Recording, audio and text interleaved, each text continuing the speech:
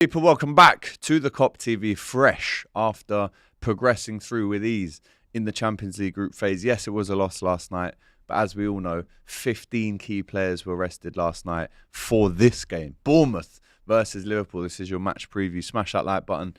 I want lineup predictions. I'd like some score predictions as well. How important is this game for Liverpool? Well, it's the next game. The next game is always the most important, and it's imperative that Liverpool win to put that pressure back onto Arsenal and City as they play on Sunday. A couple of little bits to get into before we progress into the lineup predictions and score predictions from myself.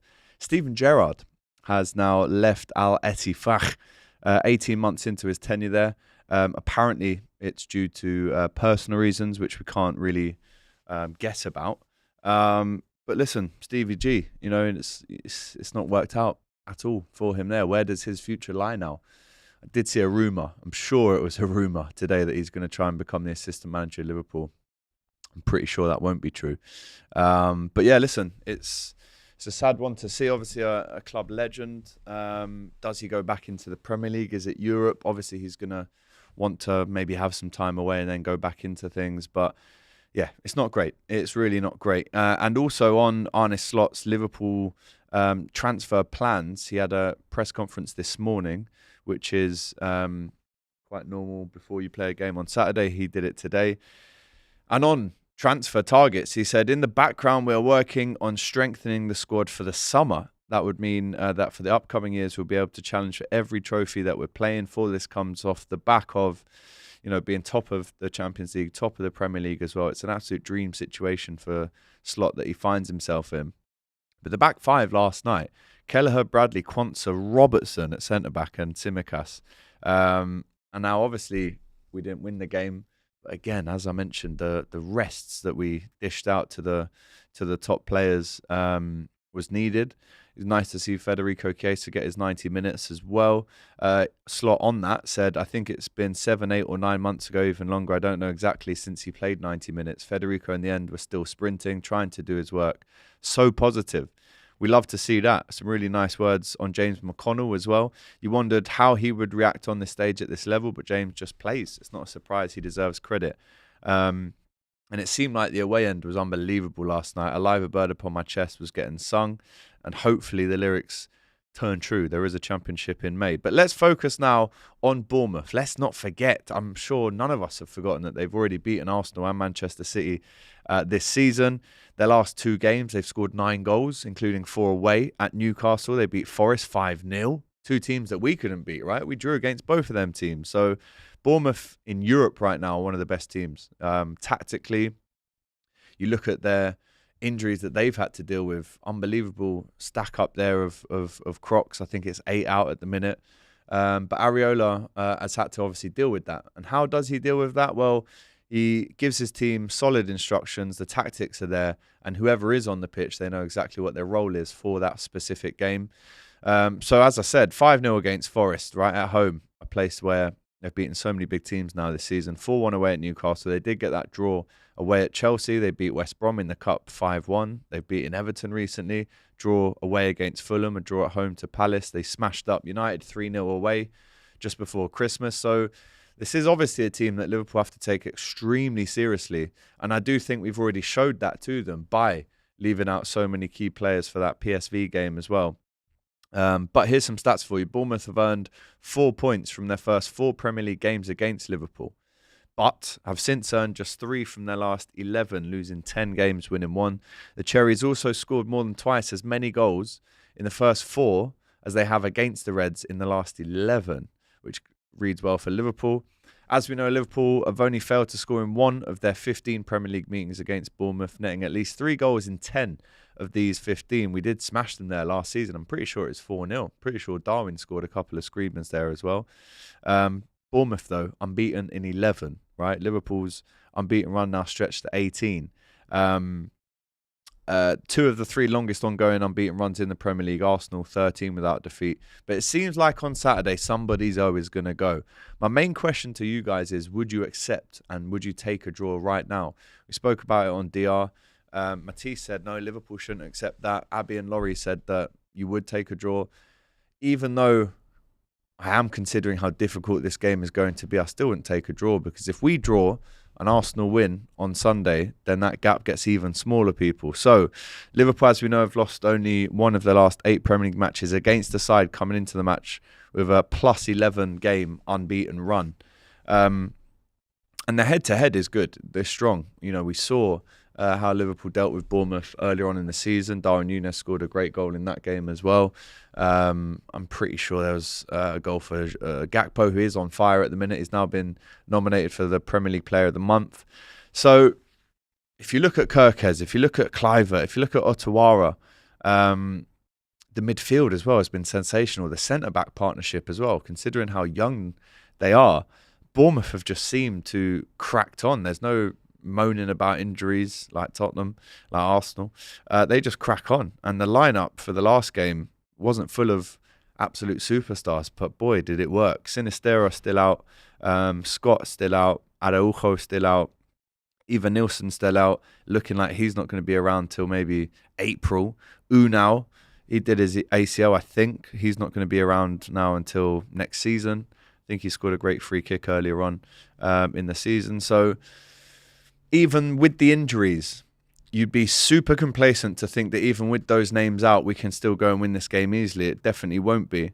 But as we know, because we rested so many of our big names, we can afford to really roll out the red carpet in terms of playing our best team after that refreshed little break that the big lads, the big stars, would have had this weekend. The only miss that we're looking at really in terms of Liverpool is obviously Joe Gomez will still be out, even though he has returned to training, but he probably won't be involved in this game. Curtis Jones still got that groin injury, probably still going to be unavailable. Jota as well, missed the last 2 weeks of action with that muscle problem, but is looking to rejoin the squad. I mean, it's crazy how many injuries he gets. You never even know what's going to go on. So let me try and give you a lineup prediction. I think it's going to be pretty straightforward. It will be Alisson in goal, Trent, Konate, Van Dijk, Robertson, who was the captain for Liverpool last night, McAllister, Gravenberch and Szoboszlai. This is where Liverpool win or lose the game. If those three are on it, which more often than not they have been this season, that's where you go and win this game. With the press, with the balance of legs and versatility and toughness in that midfield, with the press there as well from Szoboszlai. It's a small pitch at Bournemouth, we know that, but we're really going to need these three to be head up looking. Can I release Salah? Can I get Diaz in? Will Núñez be slipped in behind? So massive, massive game this for the three in midfield.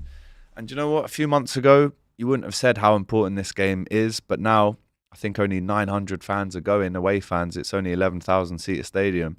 But take that away, this is probably Liverpool's most important game of the season so far. Is it? Let me know in the chat.